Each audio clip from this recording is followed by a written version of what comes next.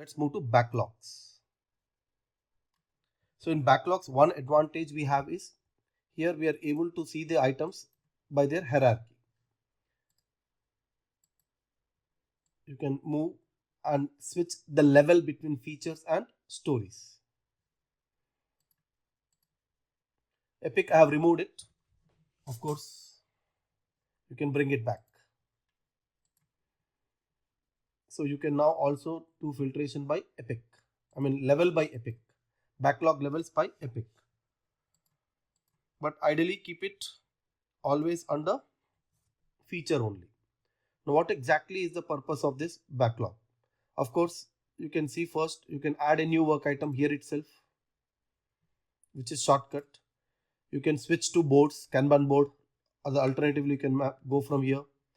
Columns, you can add more columns if you want, like tag is here. I may have task. For task, I may want to see how much is the time allocated. So I may want to add a column.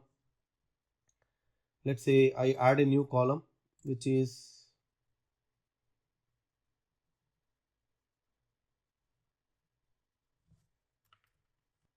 maybe created date, created by, as of now created by.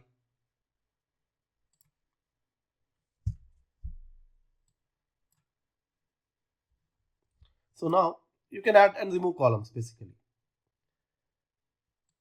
You have some options here in progress items. You can hide show. Now this planning, this is a planning section. You can switch off.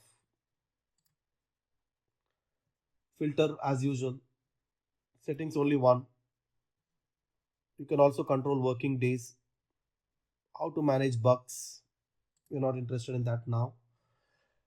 Major purpose of backlog is a list of tasks which are pending and not yet assigned to any sprint. I would want to see all of them here so that I can attach them to a sprint. So here what we have to do now is first go to sprints and manage your sprints properly.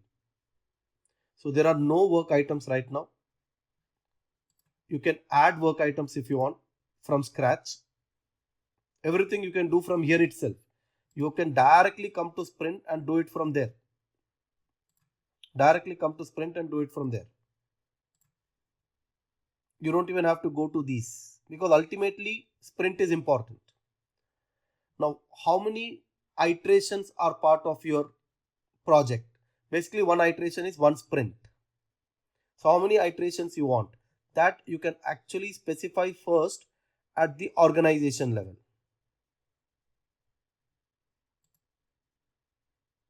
No, at the project settings. So in project setting, not organization, in project settings, you see we have got 3 iterations created. And for these 3 iterations, you may want to actually set the dates. Let's say date, maybe I'll start from tomorrow and this goes for maybe 2 weeks. So 17th, 7 close. Next, start date, automatically it has taken 20th, the next Monday. I'll make it as 5 days sprint only. So like that, for every sprint, you might set a date. You might plan it.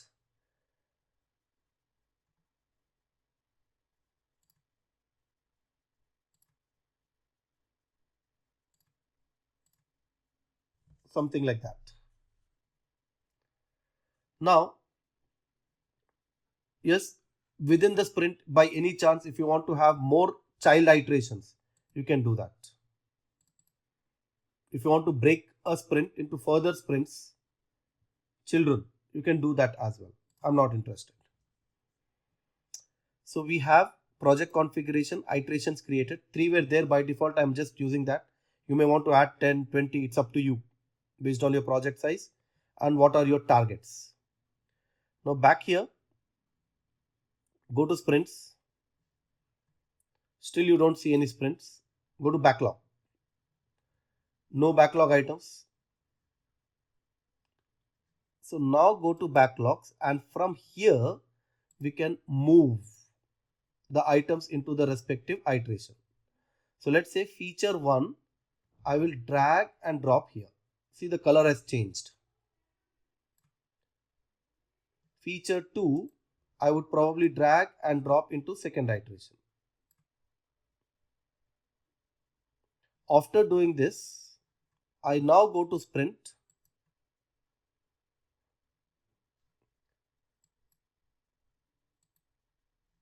Look at why nothing is showing. So if you come to your organization board's process, iteration backlog can be a task.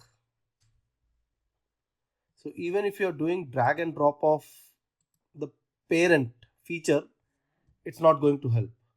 You have to actually go to backlogs. Let's say user story, and user story we should actually do drag and drop. Now you see we have got it. Under this user story, tasks have come. So only these two can be added here. User story. You can't add features. Like this user story I'll drag and drop in iteration 2. And here it is changing. And for every user story, there is a value area which you can change it. It will be either business or architectural. What is the type of user story?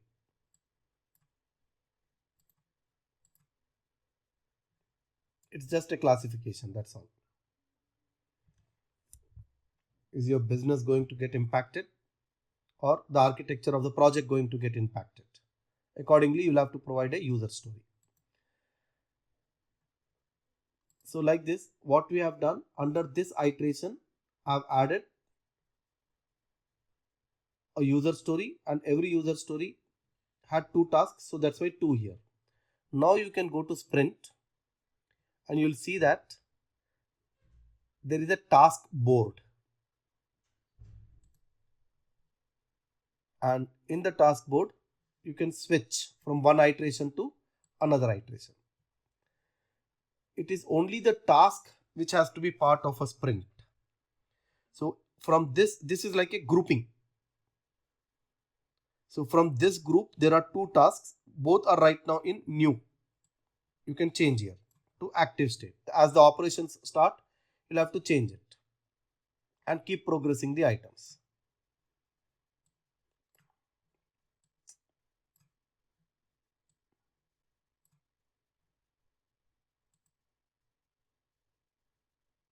Oh, it's not a bug. You can close it.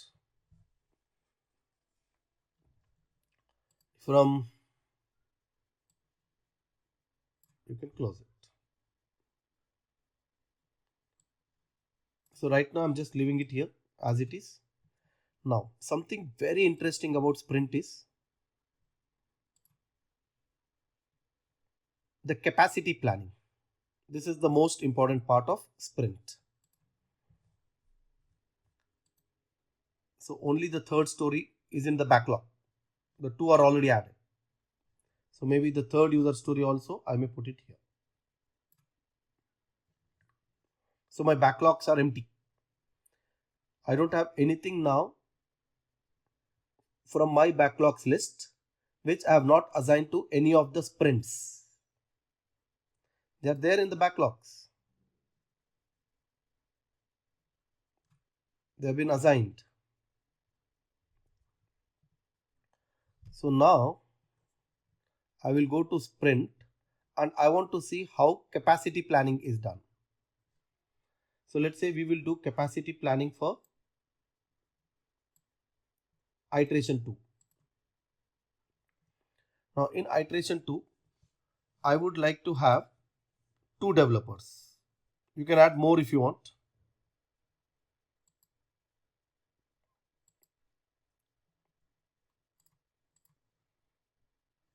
You can add more developers here.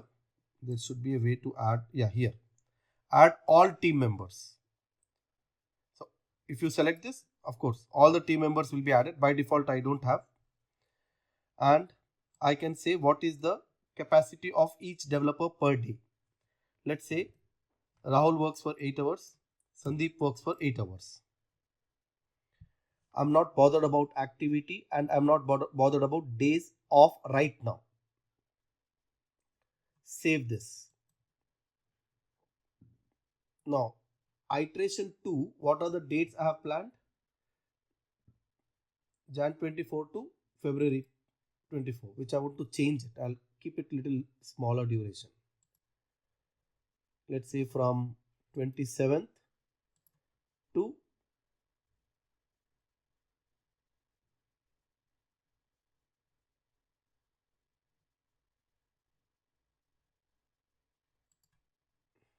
leap year problem.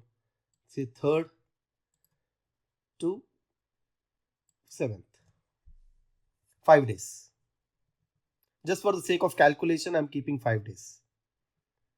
3rd, 4th, 5th, 6th, and 7th. Now, 5 days is the sprint timeline. 8 hours will be contributed by Rahul. 8 hours will be contributed by Sandeep. 8 into 540 plus 8 into 540. Total 80 hours is what is the capacity plan now. You can actually click here and see work details. So 0 of 80 hours are assigned. 80 hours planning is done. I can change here. Maybe Rahul Sandeep works for only 6 hours.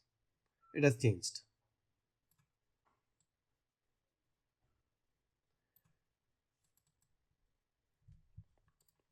Now, you are not seeing any colors and all that here because I'll just save this as 40. Now I have some task board. In the task board, tasks are assigned actually, but nothing is being shown up there. So what I'll do is for each of these tasks, I'll give some hours. So let's say this is the first task. Imagine this takes around 20 hours are remaining. The task to complete 20 hours are remaining. This task would require maybe around 8 hours.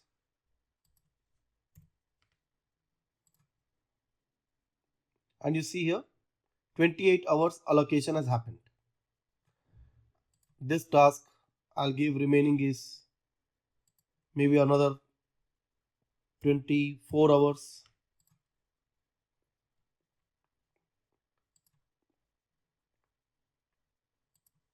Maybe 8 hours. And I still see there is a scope of more. So I'll keep adding more tasks. I'll add a new task. Under this user story, I'm adding a task now.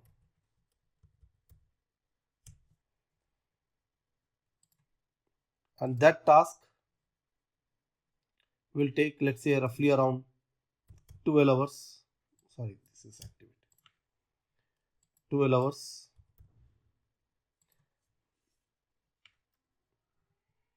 Still there is a capacity available.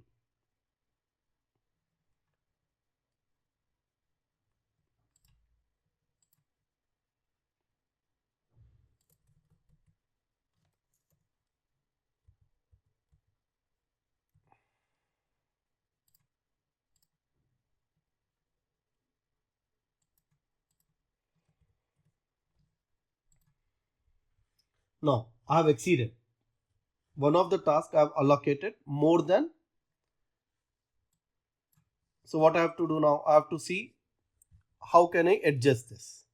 Yeah, it would be wrong to reduce the number of hours for any task at any point of time because that was estimated by the developer. So you may probably negotiate and do whatever and you may want to reduce it. So remaining work, let's say, should be completed in 20 hours. Now this is perfect. So I have done planning of my all tasks for 20 hours. But now resource planning has to be done. Who is going to do what? All these are unassigned except Sandeep. You see, Sandeep has been assigned a 20 hours of task here and 8 hours of task here. So no, 20. One second. 20 only. So this is less actually. 20, how come? Anyways, let's do this. Now I'll assign tasks to various developers. So I'll drag and drop. This has changed, you see, Rahul. This task also I'll assign to Rahul. So now Rahul has a workload of 28 hours in this sprint. This does not have, yeah, my mistake actually. This should be 8 here.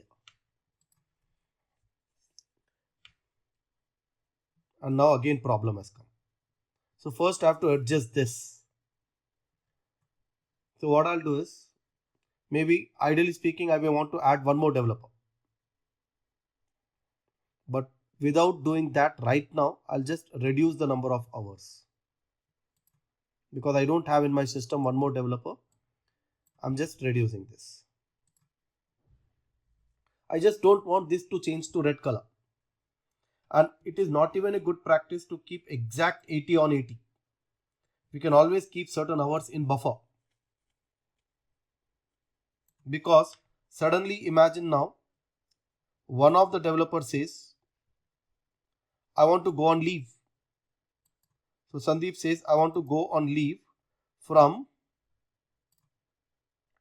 4th to 5th. So 2 days.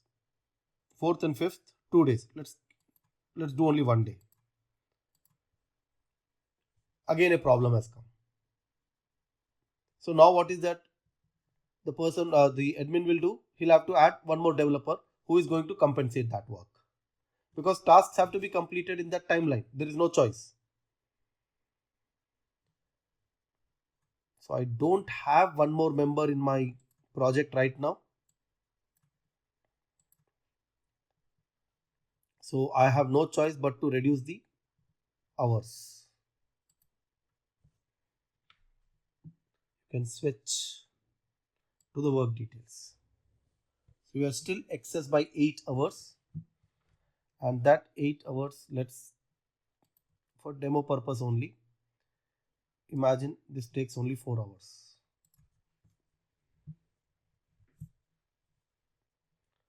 Now Rahul actually has a capacity of 40 hours. Sandeep has only capacity of 32 hours because he's taking leave for 1 day. 12 hours of work is already assigned to him. So there are 2 more tasks here. I can drag and drop and mark this as 20-hour task for Sandeep. So that also becomes 32. And now we are left over with only 12 hours. I'll move that here. All the things are taken care of. So this is how you have to do your capacity planning.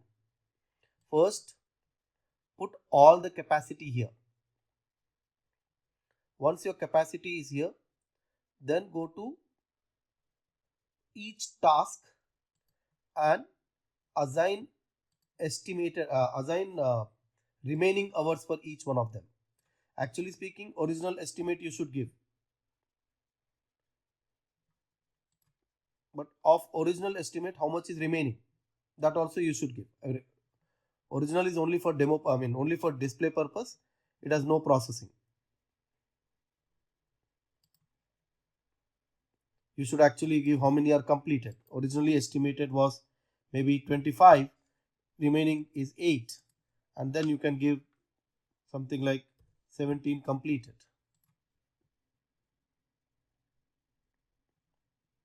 So this is one part of the capacity planning. Second thing is, now for every task, there is a activity. Now what activity it is? So what I'll do is, let's say this particular user story is pertaining to development activity.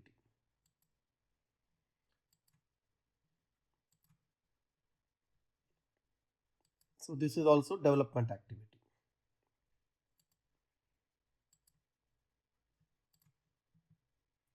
And these user stories are, let's say, pertaining to the deployment activity. You can give any of them.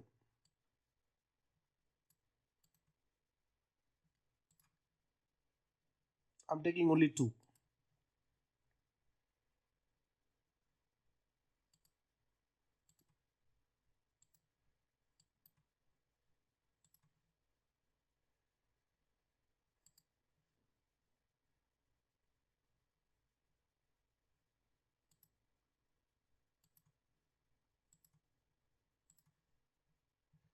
And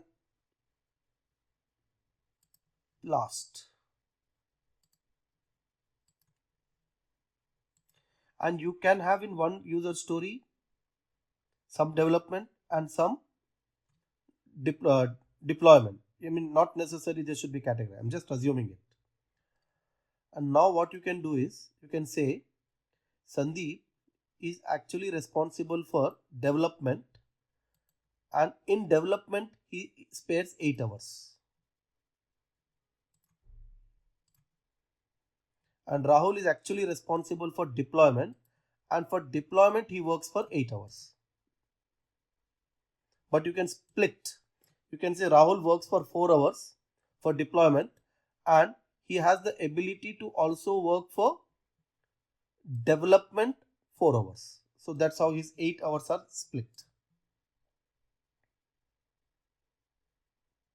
So now the problem is, if I save this, now the problem is deployment has 4 hours of extra based on the task. Development has 28 hours. So now what we'll have to do, we have to adjust. We'll have to adjust this now. We'll have to somehow, see, number of hours allocated are same. Now you'll have to move these tasks to the person based on the activity type, so that I still have 32 hours of load, and I should be able to manage what I can do, that is development, not deployment. And some task can be given to him which is development and deployment. So first I may want to add a column which is activity.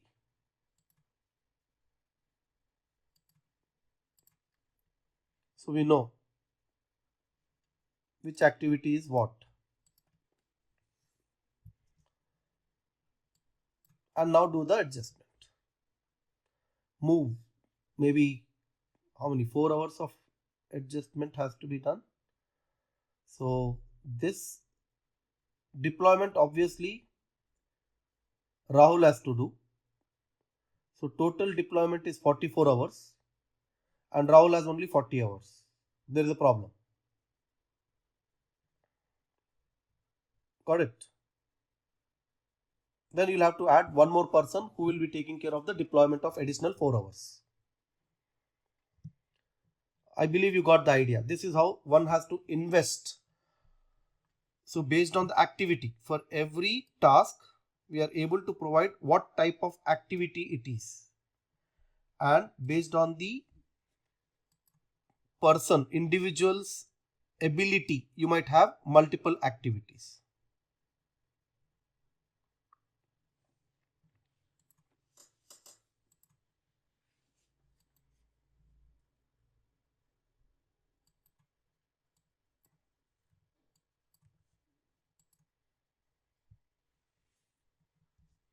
So here there is excess, here there is less. You play around with that task movement now.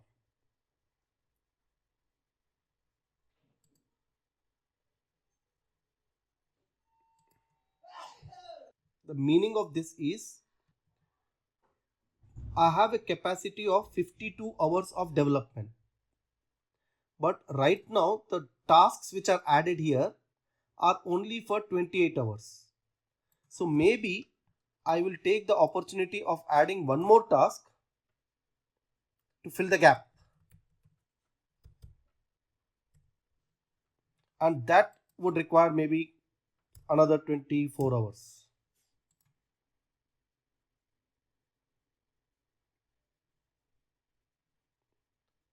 And of course, I should categorize that as development. So development tasks we are able to add. That's the meaning of that particular line. So development we have filled the capacity. But problem is deployment capacity is only 20 hours. But the task is already added. So what I should do now? Now I should go to capacity and I should add one more user. We don't have actually in my system, but that person should be capable of doing deployment, and his deployment would require another 24 hours of work, and the difference amount we should assign to that 24 hours of difference amount of 24 hours we should assign to that extra user, because we have already filled the capacity of Sandeep and Rahul here. We can't do anything more to them. We have already reached maximum. So compulsory in this kind of scenario, one more developer should be added. His capacity also should be taken. For example, only to give demo,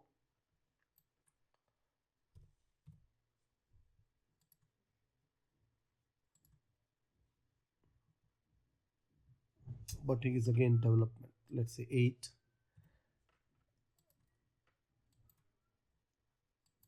He will also do deployment and he will manage 6 hours deployment.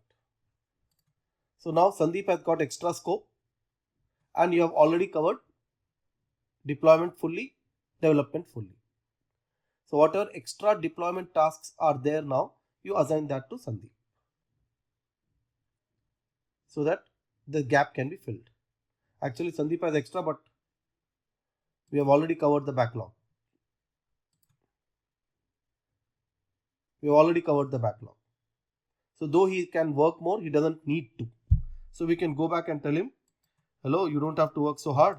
Reduce and make it only 4 hours or maybe 3 hours, maybe 2 hours. Enough. So I need your extra 2 hours. I have told him. But problem is here again adjustment has to happen. So this whole thing has to be defined. It's not like I'm just playing around. So if we indeed need 8 hours, then only we are filling the gap. But we need one more person only to complete the gap here. We can't fill it with the existing capacity. We need to increase the capacity of developers. No, actually no, sorry. Here we have done it. So development, deployment, all equal amount of investment done. That's it. When we have 96 out of 96 hours covered, 44 out of 44 hours for development, 52 out of 52 developers hour covered. Why is there a gap here? I'm pretty sure some work item I have not assigned to Sandeep. Let's go to backlog, expand all. Yes, this is the task which is not assigned yet. So now we will drag and drop this here. Perfect. So both Rahul and Sandeep are now being used with full capacity. And our sprint planning is perfect. We have properly split our task between development and deployment between two developers. Yeah, at times we may have to add actually one more developer if needed. So this is how sprint planning is covered, and all those things are coming from backlogs. That's all in this session. Thank you.